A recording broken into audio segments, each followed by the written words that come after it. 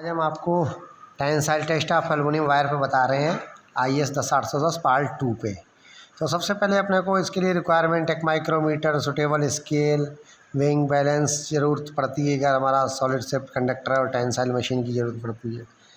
तो इसमें सबसे पहले हम एक सैंपल लेंगे जिसकी गेज लेंथ करीब 250 mm रहेगी। 250 mm तो सैंपल लेना है। उसके बाद करीब 25-30 mm एक्स्ट्रा होना चाहिए जो कि जवाब में दब जाए जी।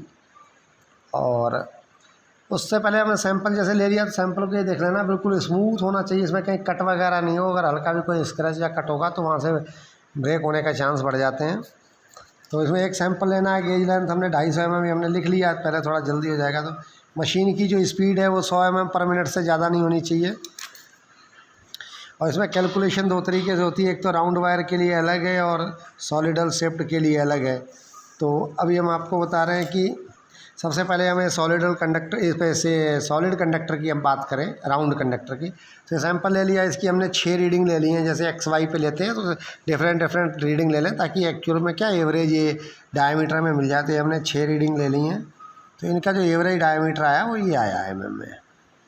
तो जिसका अपन ने एरिया निकाल लिया d² × π/4 जो एरिया निकालने का फार्मूला, तो ये हमारा एरिया आ गया mm² में। अब हमारा ब्रेकिंग लोड आ जाएगा, breaking load divide by area बराबर टेंसाइल स्ट्रेंथ आ जाएगी N/mm² में। तो ऐसे ही हम सॉलिडल शेप्ड कंडक्टर की बात करें जो जनरली अभी हमारे वैसे काम नहीं आ रहा है कहीं पे। तो इसमें क्या होता है कि जो है इसको वजन के हिसाब से अपन निकाल लेते हैं एरिया। इसका ब्रेकिंग लोड तो हमारा टेंसाइल मशीन पे आ जाएगा। इसके लिए जैसे मैं फॉर एक एग्जांपल, रफली एग्जांपल बता देता हूँ कि ये 1000 × m, मास मतलब वजन ग्राम में दिया हुआ। अगर हम इसको 110 ग्राम मान लेते हैं, करीब हमारी जो एल्युमिनियम रॉड आती है 9.5-10 mm के आसपास, तो उसका करीब वजन इतना ही आता है, आधे मीटर का। और डिवाइड बाई डेंसिटी 2.703 और इंटू L mm में, तो करीब आधा मीटर 500 mm करीब हमारी लेंथ हो गई उसमें। तो इसका जो एरिया आएगा वो आ जाएगा 1000 × 110 डिवाइडेड बाई 2.703 और डिवाइडेड बाई 500। तो ये 81.39 mm² एरिया आ गया, करीब इतना।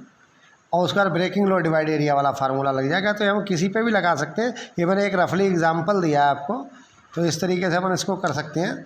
और इस राउंड वायर का भी हम ऐसा कर सकते हैं, अगर हमें चाहे हम क्रॉस वेरिफिकेशन करना तो इस प्रोसीजर से भी कर सकते हैं। तो ये हो गया। अब हम आपको टेंसाइल मशीन पे इसका ब्रेकिंग लोड करने ले चलते हैं। हमारी टेंसाइल मशीन है, ये 25 kN की मशीन है, यानी कि 25,000 न्यूटन की मशीन है। तो इस पर हमने बेल्ट वाला सिस्टम बिल्कुल बंद करके हमने इस पर ड्राइव लगा दी है। ड्राइव पे हमने फ्रीक्वेंसी को सेट कर दिया है। तो फ्रीक्वेंसी नाप के हमने मशीन की स्पीड को नाप के भी हमने सेट कर दिया है। तो जैसे 60 पे 100 mm पर मिनट हो जाती है, तो हम इसको 57 या 58 पे सेट कर देते हैं, यानी कि 90 mm पर मिनट के करीब हमने स्पीड को सेट कर लिया है। ये हमारा डिजिटल इंडिकेटर लगा हुआ है इस पर। ये हमने सैंपल लगा दिया। सैंपल लगाते वक्त जो 250 mm पे हमने गेज लेंथ मार्क कर दी थी, तो वो हमारी बाहर रहेगी। उसके बाकी का सैंपल जो वो जावा में रहेगा। हम मशीन को चालू करेंगे तो हमारा ब्रेकिंग लोड जो है आ जाएगा।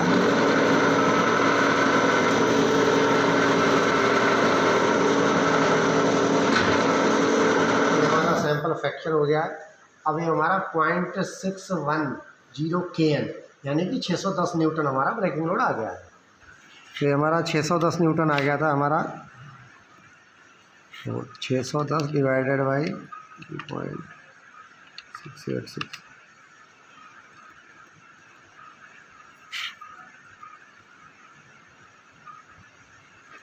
ये हमारी जो टेंसाइल आ गई वो 165.49 न्यूटन पर mm² हमारी जो आ गई टेंसाइल। तो टेंसाइल का भी breaking load divide by area बराबर टेंसाइल हो गई। तो सभी टेंसाइल इसी तरीके से निकलेंगी एल्युमिनियम की। तो ठीक है, बाकी प्रोसीजर आप समझ गए होंगे। IS 10810 पार्ट 2 को आप फॉलो करें। धन्यवाद।